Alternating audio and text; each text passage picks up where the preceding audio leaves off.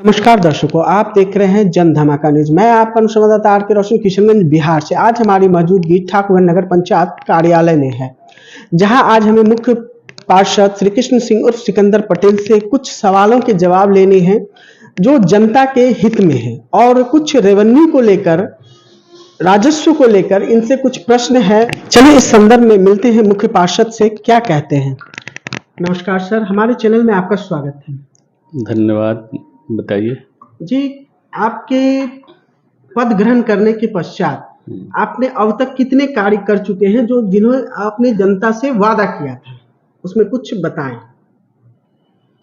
ठाकुरगंज नगर पंचायत के विकास के लिए बहुत सारी योजनाएं चल रही हैं। हर वार्ड में नली गली की योजना, कई योजनाएं, करीबन मैं समझता हूँ 15-16 सड़क और नालों का निर्माण हुआ है पिछले फाइनेंशियल ईयर में। और बस स्टैंड पे जो झोपड़पट्टी नुमा दुकानें थी वो बनी हैं, और उसके कारण वहाँ से राजस्व की भी प्राप्ति हो रही है। साथ ही वहाँ पर जो जाम की समस्या थी उसको भी दूर किया गया है।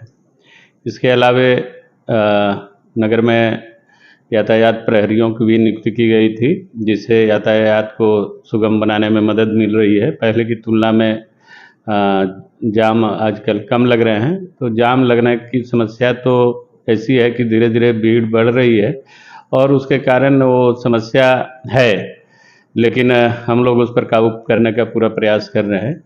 और आज आपने देखा कि राजस्व हाट में एक नए मार्केटिंग कॉम्प्लेक्स के लिए जो है आज उद्घाटन का कार्यक्रम हुआ। राजस्व हाट में जो है कि करीबन 100 दुकानों का निर्माण होना है। उनमें से आज एक ब्लॉक का हम लोगों ने शिलान्यास किया है, और इस तरीके से जो है कि विकास कार्य और सौंदर्यीकरण का भी काम हमारा चल रहा है। सर, जब आपने पद ग्रहण किया था और इलेक्शन से पहले आपने जनता से वादा किया था कि आप 3 महीने में ही ठाकुरगंज नगर की आप कार्यलिपि ही चेंज कर देंगे। जहां तक देखा गया है, कुछ कुछ तो कार्य पर आप खड़े उतरे हैं, लेकिन जैसे कि जाम की समस्या से सर निदान नहीं मिल पा रहा है। इसका 2 मुख्य कारण हो रहा है।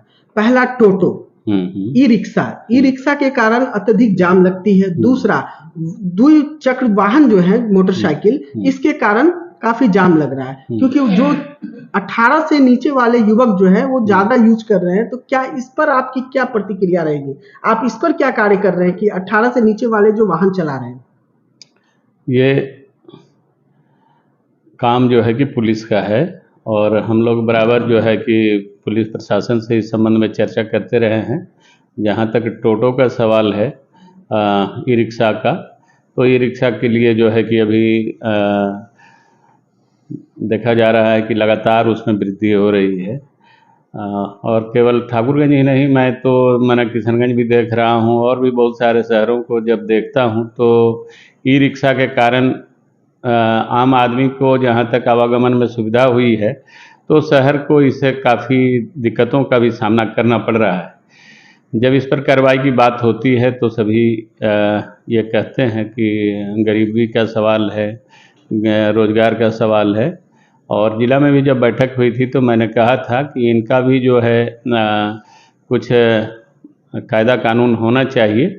उसमें जिला पदाधिकारी महोदय के प्रयासों से जो है कि, और जो है कि DTO डिस्ट्रिक्ट ट्रांसपोर्ट ऑफिसर के साथ बैठक करके ई रिक्शा वालों के लिए नंबरिंग की व्यवस्था हुई है शुरू। तो ठाकुरगंज के भी ई रिक्शा पर भी जो है वो नंबरिंग का काम चल रहा है। सब पर जो है कि लगाए जा रहे हैं उनका नंबर प्लेट, और एक बार जब वो रजिस्टर्ड होंगे तो उस पर जो है कि हम लोग बोर्ड की बैठक और जिला प्रशासन और जिला परिवहन विभाग के सहयोग से उसको नियमित करना, और उसमें 18 वर्ष के बच्चे या उससे नीचे के जो चालक हैं उनसे उन पर काबू करने का प्रयास किया जाएगा, तो हम लोग उसको नियंत्रित कर पाएंगे। क्या उसमें आप रूट चार्ट तैयार करेंगे कि किस रूट की गाड़ी किधर चलेगी, किस नंबर की गाड़ी किस रूट में चलेगी? हाँ, इसमें जो है कि जब आप देख रहे हैं कि जब नंबरिंग वाली व्यवस्था जब हमारी हो जाएगी तो उसके बाद उनके साथ फिर बैठक करके और हम लोग तय करेंगे कि किस रूट पर कितने नंबर से कितने नंबर की गाड़ियां जो है कि चलेंगी, इसके बारे में जो है कि प्रोग्राम है। देखा जा रहा है कि नगर में राजस्व को लेकर काफी समस्याएं रहती हैं, लेकिन राजस्व तो इस तरह दिखाई दे रहा है कि लेकिन उस पर कार्य नहीं हो पा रहा है। जैसे आवासीय भवन है, उसको कॉमर्शियल यानी कि व्यापारिक रूप में यूज करते हैं, भाड़ा पे लगा देते हैं। क्या उससे क्या आय आ रहा है नगर को? जनरली जो भी लोग हैं आवासीय हिसाब से मकानों के नक्शा पास कराते हैं, और लेकिन उसमें व्यापारिक प्रतिष्ठान भी वो माने बना लेते हैं। तो ये चीज़ें संज्ञान में आने के बाद जो है कि हमारे जो टैक्स कलेक्टर हैं उनको जिम्मेवारी दी गई है कि आप सर्वे करें और वैसे माने लोगों को चिन्हित करें जो आवासीय नक्शा पास कराया है, लेकिन उसमें वे अपनी व्यावसायिक गतिविधियां संचालित कर रहे हैं, तो उनका जो है कि उसको जो है उस दायरे में लाया जाएगा और निश्चित रूप से इससे हमारा राजस्व बढ़ेगा। नगर पंचायत के आंतरिक राजस्व की बहुत ज़रूरत है और इसके लिए भिन्न भिन्न तरीकों से जो है कि नगर के राजस्व में बढ़ोतरी के लिए प्रयास जारी है। चुनाव के समय आपने जनता से वादा किया था हर कच्ची मकान को पक्की करेंगे, इस पर आपने कितना कार्य किया है? ये ऐसा कोई वादा नहीं था, लेकिन पीएम प्रधानमंत्री आवास योजना के तहत जो है कि और उसके पहले IHSDP की योजनाओं से बहुत सारे कच्चे मकानों को पक्कीकरण किया गया है और प्रधानमंत्री आवास योजना के माध्यम से भी सैकड़ों लोग लाभान्वित हुए हैं। इधर फिर नए आवास के लिए पैसा आया है और नए लोगों को जो इससे वंचित हैं अब तक उन्हें आवास मुहैया कराया जाएगा, उसके लिए प्रयास जारी है। नए अभी प्रधानमंत्री के द्वारा आयुष्मान कार्ड का ये चला है, तो उसमें आप कितना कार्य कर रहे हैं अपने नगर वासियों? नगर में जो है कि सभी जन वितरण प्रणाली के दुकानदारों के यहाँ जो है कि इसका रजिस्ट्रेशन हो रहा है और कार्ड बनाए जा रहे हैं। साथ ही जो है कि नगर पंचायत कार्यालय में भी जो है कि यह काम चल रहा है और उम्मीद है कि लगभग जो है कि लोगों के कार्ड जो है बन गए हैं या 2-4 दिन में बन जाएंगे। क्या ऐसा लगता है कि आप जनता के जो वादा आपने किया था उस पर खरे उतरे हैं अब तक के 1 वर्ष कार्यकाल में? देखिए, जो है बहुत कुछ इच्छाएं होती हैं करने की और मेरी भी बहुत सारी माने इच्छाएं हैं ठाकुरगंज को लेकर के। ठाकुरगंज एक तेज़ी से बढ़ता हुआ शहर है। उस समय भी मैं कह रहा था कि एक अच्छे विजन के चेयरमैन की ज़रूरत है। अच्छा विजन है भी और हम लोग उसके हिसाब से काम करने का प्रयास कर रहे हैं। 4 लेन सड़क हो या नई अररिया गलगलिया रेल लाइन हो या जो है आने वाले भविष्य में नया 6 लेन सड़क भी ठाकुरगंज होकर के गुजरना है और ठाकुरगंज से सटे हुए इलाकों में नए उद्योगों की स्थापना हो रही है। पहले से भी कई उद्योग हैं, तो इस तरीके से ठाकुरगंज शहर जो है पर काफ़ी विकास की संभावनाएं हैं और जो है ये विकास के हिसाब से नगर पंचायत को भी अपने आप को तैयार करना है, उसके हिसाब से हम लोग काम कर रहे हैं और जहाँ तक हम लोग कितना खरे उतरे हैं नहीं उतरे हैं ये तो जनता बताएगी और आप खुद आकलन करेंगे कि किस तरीके से काम चल रहा है। और एक चीज़ कहना चाहता हूँ कि बहुत सारी चीज़ें जो हम लोग सोचते हैं कि करेंगे, लेकिन अपनी भी बाध्यताएं हैं कि माने आप क्या कर पाएंगे, आपके पास क्या फंड हैं, क्या जो है कि पैसा है कि जिससे आप उस क्षेत्र में डेवलपमेंट कर सकेंगे। आपके पास और भी सारी बाध्यताएं हैं कि जो काम आपके हाथ में नहीं है, जैसे ठाकुरगंज नगर पंचायत में जो ट्रैफिक का लोड बढ़ा हुआ है, जब तक एक बाईपास सड़क का निर्माण नहीं हो जाता है तब तक इस लोड को घटाना थोड़ा कठिन है। आबादी बढ़ रही है, गाड़ियों की संख्या बढ़ रही है, सड़कें सीमित हैं, अतिक्रमण के कारण जो है कि सड़कें संकुचित हैं और इस पर काम किए जाने की ज़रूरत है। तो मैंने बताया है कि आपको कि बहुत सारी चीज़ें आपके प्लान में होने के बावजूद भी आपके हाथ बंधे होते हैं और कई जगहों पर मैं भी ऐसा महसूस करता हूं कि चाह करके भी कुछ काम हो नहीं पाते हैं। आपको मालूम है कि ठाकुरगंज नगर में बहुत सारी ज़मीनें जो जिला परिषद की ज़मीनें हैं और इसे 2006-07 में ही पूर्व मुख्य पार्षद नवीन यादव जी के द्वारा प्रयासों से जो है कि इसको हासिल किया गया था और उन पर बहुत सारे मुकदमे जो है कि कोर्ट में चल रहे हैं। लेकिन अभी भी जिला परिषद के जो पदाधिकारी हैं या उससे जो संबंधित लोग हैं अभी भी उस पर अपना दावा करते हैं। जहाँ कहीं भी हम लोग कुछ करने जाते हैं तो उसके कारण वो दिक्कतें भी पैदा होती हैं। इस संबंध में भी हम लोगों ने जिला पदाधिकारी महोदय से जो है कि चर्चा किए थे और उन्होंने आश्वासन दिया था कि जो है कि हम ये आपका जिला परिषद वाली ज़मीनें जो है कि आपको देंगे। तो लेकिन अभी तक वो काम हो नहीं पाया है। अगर ये होता तो निश्चित रूप से जो सड़कों के किनारे बहुत सारे दुकानदार या फुटपाथ पर बैठने वाले जो छोटे दुकानदार हैं उनको जगह हम लोग दे पाते और कुछ ठाकुरगंज का सौंदर्यीकरण भी कर पाते। 5 एकड़ से ऊपर की ज़मीनें जो है कि नगर में हैं। हमारे पास अपना कोई ज़मीन है नहीं जिस पर हम कुछ नई योजनाएं कर सकें। जैसे एक और पार्क हो सकता है, बच्चों के लिए चिल्ड्रन पार्क हो सकता है और साज सज्जा के और भी सारी योजनाएं हो सकती हैं। नए मार्केटिंग कॉम्प्लेक्स हो सकते हैं, लेकिन हम कर नहीं पा रहे हैं। यही बाध्यताएं हैं और उसके लिए हम लोग संघर्ष कर रहे हैं, प्रयास कर रहे हैं। बाईपास के लिए आपके द्वारा क्या प्रयास किया गया है? बाईपास के लिए देखिए वो तो नगर क्षेत्र में नहीं है, लेकिन बाईपास जो भी हम लोगों ने तो आपके नगर क्षेत्र में होती है। हाँ, जाम नगर क्षेत्र में है, लेकिन हम जो भी राशि खर्च कर सकते हैं अपने नगर पंचायत के क्षेत्र के अंदर कर सकते हैं। लेकिन अगर बाईपास बनेगा तो ये 2 पंचायतों से होकर के गुजरेगा। करीबन 4-5 किलोमीटर का वो डिस्टेंस है और ये जो है कि कनकपुर पंचायत और पटेसरी पंचायत का हिस्सा है और इसके लिए हम लोग पदाधिकारियों के समक्ष इस बात को रखे हैं और जिला पदाधिकारी महोदय ने इस पर काफ़ी प्रयास किया। लेकिन इस प्रयास में भी जो है कि उनकी भी बाध्यताएं हैं। उन्होंने आरसीडी से बनवाने के लिए प्रयास करने की बात करी, लेकिन आरसीडी के द्वारा नहीं हो पाया। फिर उन्होंने हाल फिलहाल बताया है कि आरडब्ल्यूडी के पदाधिकारियों से बात कर रहे हैं, किसी न किसी जरिए से इसे काम करना है। उन्होंने भी इसकी ज़रूरत समझा, क्योंकि आप जानते हैं कि जितने भी बालू के खनन के क्षेत्र हैं वो ठाकुरगंज के पूर्वी हिस्से में हैं और उधर से काफ़ी ओवरलोडेड गाड़ियां, बड़ी बड़ी गाड़ियां उधर से आती हैं और शहरों में समस्याएं पैदा होता है जो है कि अति माने जाम का। तो अगर बाईपास बन जाए तो ये गाड़ियां जो है कि बाईपास से दूसरी सड़कों पर निकल जाएंगी तो मार्केट में लोड कम हो जाएगा। लेकिन अब देखिए प्रयासरत तो सब लोग हैं, पदाधिकारी भी हैं, हम लोग भी हैं और इससे लाभ नगर को होगा। बनना होगा तो आरसीडी या आरडब्ल्यूडी के माध्यम से ये सड़क बनेगी। नगर को 2 भागों में रेल बांट देती है, तो नगर के उस पार, रेल के उस पार जो है नगरवासी, वो इस मार्केट आने के लिए, बाजार आने के लिए, मुख्य बाजार आने के लिए उन्हें काफी जाम का सामना करना पड़ता है। तो इसके लिए क्या ओवरब्रिज पर आपकी क्या पहल की गई है? ओवरब्रिज के लिए भी हम लोगों ने पहल किया था। जो जिला पदाधिकारी महोदय 7 दिसंबर को ठाकुरगंज नगर पंचायत में जो बैठक किया था उन्होंने, उसमें जो है कि हम लोगों ने इस मुद्दे को उठाया भी था और जिला पदाधिकारी महोदय ने खुद जो है कि भौतिक निरीक्षण भी किया था और उसके लिए भी जिला पदाधिकारी महोदय के तरफ से रेलवे को लिखा गया था और आगे कार्रवाई होगी। देखिए ये तो बड़े मैटर हैं और हमारे हाथ में नहीं है। हम लोग कर सकते हैं यही कि हमारे को जो समस्याएं नगरवासियों को हो रही है और लगातार प्रयास करना।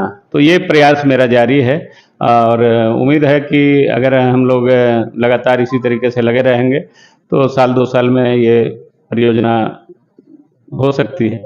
सफाई पर काफी सोशल मीडिया पे खबरें चलती रहती हैं, इस पर क्या कहना चाहेंगे?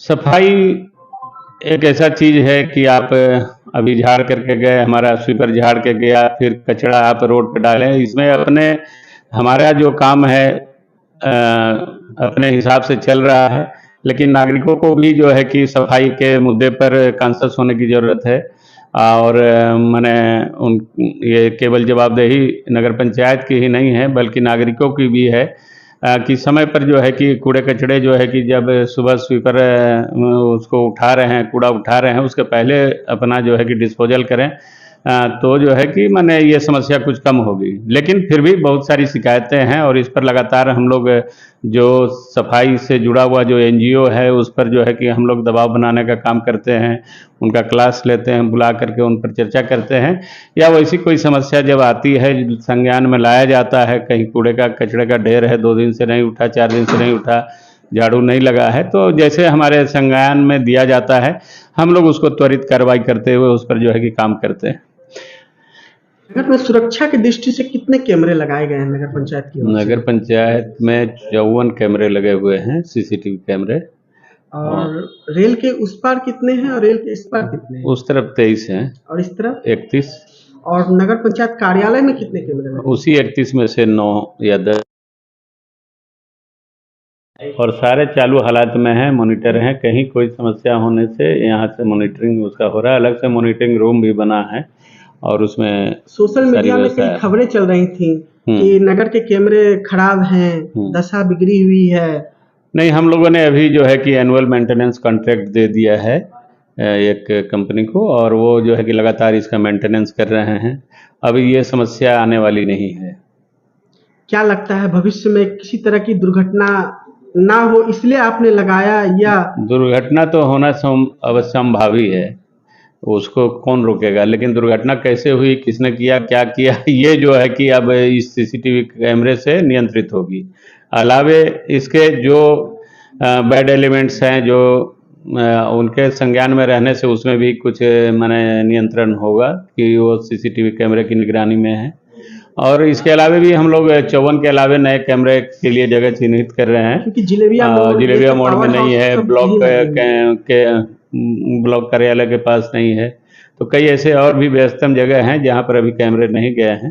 तो हम पहले ये सारा सही हो गया है अब लगभग, अब नेक्स्ट फेज में हम लोग कुछ नए कैमरे पर विचार कर रहे हैं। नगर में कई मकान के छत पर मोबाइल टावर लगी हुई है, क्या नगर इसका एनओसी दे चुका है या नहीं दी?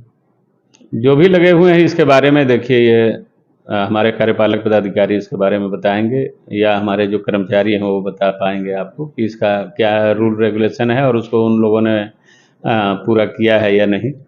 क्या नगर को राजस्व प्राप्त हो रही है उस? ये सारी बातें वहीं से पता लगेगी आपको।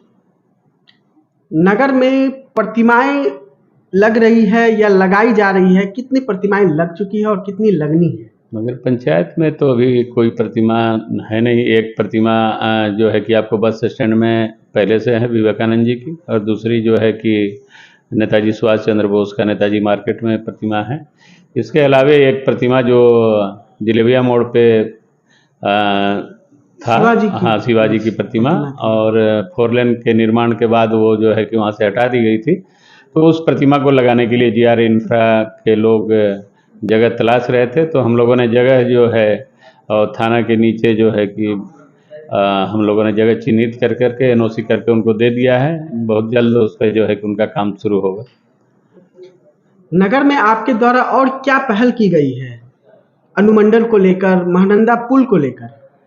देखिए, हमने नगर के एक माने जो है कि यहाँ के जो दाह संस्कार के लिए, मृतकों के दाह संस्कार के लिए एक स्थान है हमारे लिए महानंदा में। नगर में कोई ऐसी नदी बगल से नहीं गुजरती है जिसके बगल में जो है कि आप दाह संस्कार कर सकें। तो नगर पंचायत के 90% जो है कि शव जो है कि महानंदा नदी के किनारे ही जो है कि जलाए जाते हैं। और उस संदर्भ में 7 दिसंबर को ही जो बात हुई थी डीएम साहब से, तो महानंदा ब्रिज के पास जो जगह है पहले से निर्मित है, एक श्मशान घाट में जो है कि पहले से एक बना हुआ है शवदाह, तो जर्जर हालत में है। तो डीएम साहब का हम लोगों ने ध्यान आकृष्ट कराया था, तो वहाँ पे जो है कि उनके प्रयासों से नए शवदाह का निर्माण हो रहा है, और नया जो है कि विश्रामालय का भी निर्माण होना है। इसके अलावा जो है कि उस महानंदा ब्रिज के बारे में भी उसी दिन 7 दिसंबर 2023 को जिला पदाधिकारी महोदय के संज्ञान में दिया था, और उसके बारे में भी उन्होंने जो है कि लिखा पढ़ी किया है, आगे अपनी बात को बढ़ाई है।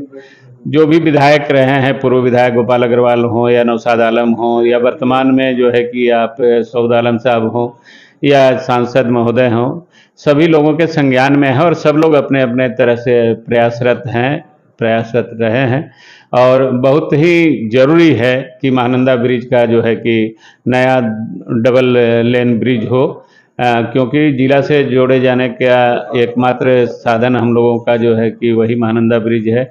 तो ये सामरिक दृष्टिकोण से भी और जो है कि प्रशासनिक दृष्टिकोण से भी बहुत ही महत्वपूर्ण ब्रिज है और इसका दोहरीकरण होना जरूरी है। हम लोग लगातार इसके लिए प्रयास कर रहे हैं और आगे भी करेंगे। नगर में शौचालय को लेकर काफी समस्याएं रहती हैं। जितने भी दुकानदार हैं कभी कभी सड़क पर ही दिख जाते हैं शौच करते हुए। इस पर आपने क्या पहल किया है?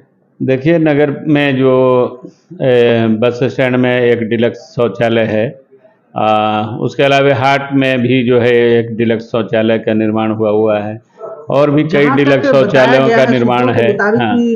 जो हाट में शौचालय है वो बंद रहती है। देखिए, बंद रहता है। हम लोगों ने उसको डाक करने के लिए जो है कि उसके लिए भी निविदा निकाली थी, लेकिन किसी ने जो है कि उसमें रुचि नहीं दिखाई है। इसके अलावा अपने जो है कि हट जिन्होंने डाक में लिया था उनको भी हम लोगों ने सौंपने का कोशिश किया, लेकिन वो नहीं चला पा रहे हैं। तो फिर हम लोग अभी जब हाट का डाक करेंगे तो उसके साथ उसको वो शौचालय क्यों नहीं चला पा रहे हैं? वहाँ नहीं पहुँच रहे हैं? लोग नहीं पहुँचते हैं। और आप नगर वासियों से क्या आग्रह करेंगे इसके लिए? आग्रह करेंगे कि जब सुविधा आपको उपलब्ध है तो इधर उधर गंदगी आप क्यों फैलाते हैं? इधर उधर मूत्र विसर्जन कर करके शहर को गंदा न करें और जो है कि माने जब जगह बना हुआ है आप उसका उपयोग करें, यही संदेश देना चाहते हैं। जी बहुत बहुत धन्यवाद सर हमारे चैनल से जुड़ने के लिए। Thank you. इसी तरह